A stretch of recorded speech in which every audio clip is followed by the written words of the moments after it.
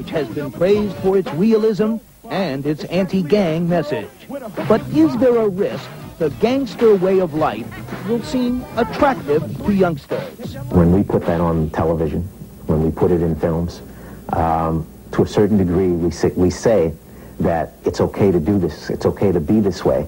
Kids that live out in places like Wichita, Kansas are running around with blue rags tied around their heads because it is the gangster has become the symbol of youthful disobedience and self-determination. Harry Weber has worked with gang members, even staging a play featuring them as performers.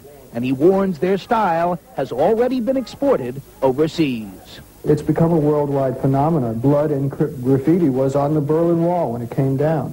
Graffiti is the means by which gang members leave their mark, identify their territory. It's known as tagging.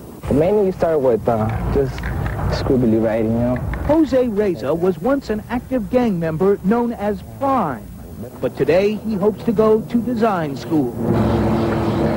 It's a far cry from the graffiti many would call ugly. This mural is called art by its makers. Getting into this helped me get away from the actual gang scene, you know, because like I was really a lot into the gang thing. But not anymore.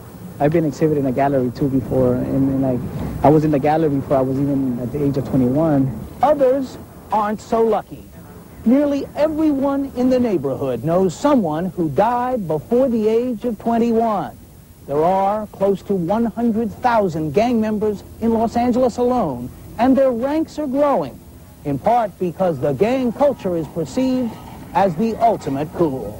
That's how journalist Leon Bing describes the appeal of the gang members she interviewed for a new book called Do or Die. Do you think the publishing world is more receptive to a book such as yours than it would have been, say, 5 or 10 years ago? Yeah, there wasn't any interest 5 or 10 years ago. I couldn't sell an article about the gangs in 1985. Never mind get a book published. Books, movies, music. A subculture has gone mainstream, which is not...